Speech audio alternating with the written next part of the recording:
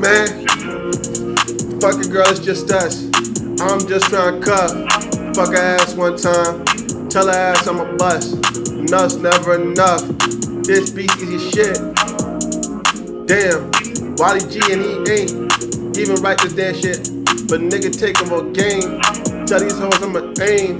Big shot, it's a flame. Fire throw, fire spitter. Goddamn, it's a flamethrower. Goddamn, it's a drag. Goddamn, it's just another nigga playing the game like it's Madden. Word up, nigga, surplus. I got so much cash. Not cap, but you know my bitch, she got like so much ass. That's fact. Nigga, I told him I'm back to rapping, back to back, I'm dropping it. Told these hoes it's just the two of us up in this habitat. I took her out. Like John Wick, my nigga, shit, and this is it. She let me in a couple digits. Man, what the fuck is you talking about? Now back to your regularly scheduled program. Yo, y'all, it's your boy Walt, and I know I haven't been regularly uploading, but shit. Let's do a video for y'all niggas, alright? Listen. Double time on my business. This nigga. Most women don't like most men. The first reason is due to inflation of options, right? The grass is always greener due to social media, dating apps, which have really boosted women's egos. Also, not to mention the 90-10 rule due to those options, meaning that 90% of the women are usually going after the top 10% of men and what they find the most attractive in the realms of looks, money, and status. And then the average woman versus the average man. We have seen it time and time again. The average woman has access to higher status, more attractive men versus the average guy really doesn't have the same access that even an average woman would have nowadays. And because of that, it's kind of skewed up the dating dynamics, which overall has made it harder for men just to land a single date. Tell an average woman that she deserves an average man. Let me know how that goes. What I'm supposed to say to that? It was cool. There was bitches. Okay, there was bitches, but a lot of them had, but I digress. It was war. It was war, basically. War. You know what that's like? Motherfuckers be like shooting. I like this because, well, it's very true. The big issue that's happening here is that women have become delusional. Like, I hate to use that word for women, but it has happened, right? Women tend to think that, like, for some reason they're struggling out here to find love when the only reason they're struggling is their own fault. Impossible. Why? They're going after a certain subsect of men that don't want to commit to them when all the men that will commit to them are at the bottom. And guys at the bottom eventually make it up. But women don't think that. They want a dude that's already pre-made. It's like when she goes shopping, right? Even as a child, a woman always wanted the motherfucking toys that came with all of the batteries and shit included. You know what I mean? She isn't one of those kids that's like, all right, mom, fine. You buy me the toy, and eventually I'll be able to scrounge up enough money to buy the battery from the liquor store. She's not one of those, right? That's not what women do. Women are like, if you're gonna give me some shit, it better be all in the motherfucking box. Because what am I doing going out there and getting other aspects of what I done already asked for? Which, in some ways, is understandable. In some ways. But when it comes to love and relationships, it's not really understandable because do you want love or do you want financial security?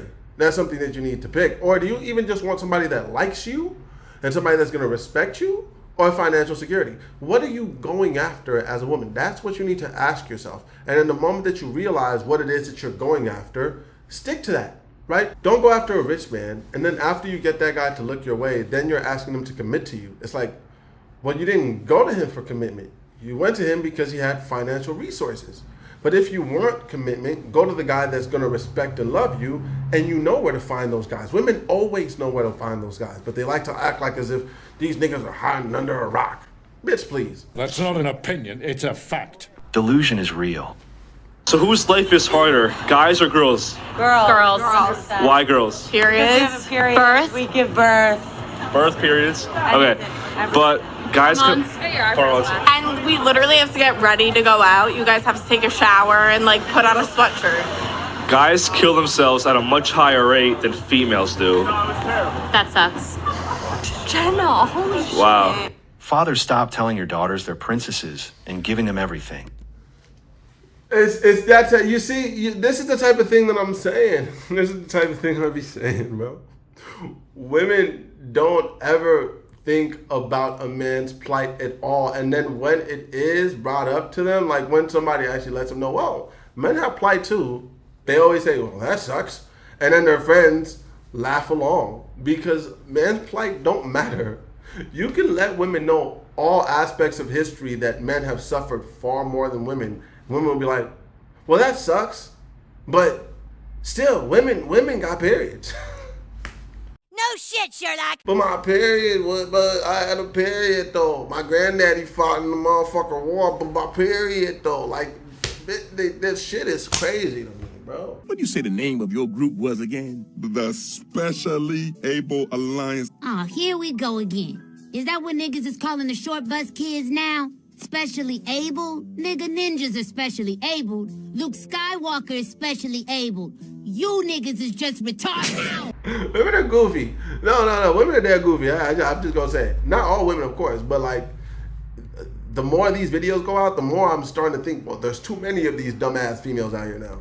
They're all spoiled, entitled brats now. Where have all the good women gone? So one thing I always hear is where have all the good men gone, right, in society? However, I just started looking up some stats, okay?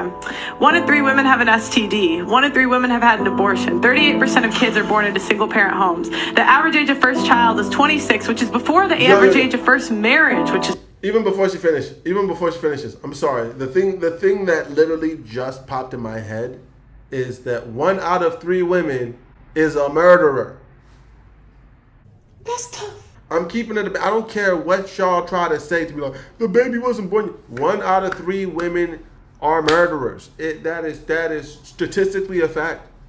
Women kill more people than men. Come on now, dog. Come on, man. And they do that shit on a regular, nigga.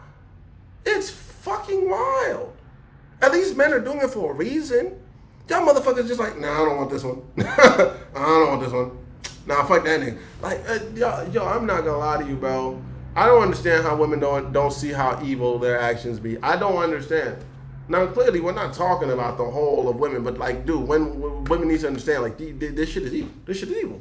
This shit's evil. Just 30. 45% of marriages end in divorce. The average number of partners for a woman is between 4 and 8. And when women get above 5 partners, their chance of a happy marriage goes from 80% to 20%, depends on the study, plus or minus 10%. And if men pick the wrong woman, they can be financially ruined and their kids can be taken from them. And on top of that, 60-70% of women are overweight in the US. So the question is, how does a guy... I don't have STDs, I don't have kids, and I don't have friends. No girlfriend or wife either. I don't got STDs neither. I don't got kids neither. I don't got none of the bad shit these bitches got neither, bro. Like, I'm telling you. Like, and it's true, bro. Y'all know that this shit is true. Because in the West, these women are whores, man. No shit, Sherlock. If I'm 38, I feel like I've got through my early 30s without almost luckily, when I look at what my friends have to deal with their children, I almost feel a little bit blessed. What do you say to that? I say you're a freaking liar, dog. Boy, ain't no fucking way, boy. I think you're a freaking liar. Like, yeah, clearly, when you have kids early on, it can seem hectic. The kids are screaming and crying, but then they're out of the house. They're in fucking school. And then you only deal with them for a few hours in the day. Like, literally, they leave in the morning. They come back late evening, right around 3 or some shit. Then you only get to see them niggas for a few hours. And for most kids, even after school, they're spending more time outside with their friends than they are with you. What are you talking about? Yeah, that's pretty true. That's true. And yeah, that's true. They're like, with what I've seen them go through, what, did you only see them in the first year of having a child? Did you not see them in the rest of the fucking time? Stupid. What are you talking? Women love to make it seem like just taking care of a child is so hard. Like, bro, I've raised 2 little sisters while I was a child myself. It's not as hard as you make it seem, especially when these children are taking care of themselves anyway. I think that goes without saying. My little sister would only come and bother me every once in a while when she needed to eat or some shit. For the most part, she's watching TV, reading a book. She's a smart girl. Smarter than me, nigga. She read a lot of books. I let her entertain herself with books. What are these women talking about? Like, well, I would say that it starts to get pretty lonesome in life after 45 if you don't have a family. It's easy to consider the utility of an intense career, and like you have a very high quality career too. You know, that's something that marks you out from let's say more typical people, and perhaps that's worth more of a sacrifice. But you know, you're going to live till you're 90 in all likelihood, and it's not easy to consider your life across its entire span. And there's something to be said for developing a very close-knit, intimate community around you if you can manage it. You have children, and then you have grandchildren, and what I've experienced in my life, although I've had a very productive career and a very interesting career, it's definitely been the case for me that my family has been more and more important to me as I've got older, and I don't think that that's a uncommon experience. Yes. He called her lonely in the most polite way possible.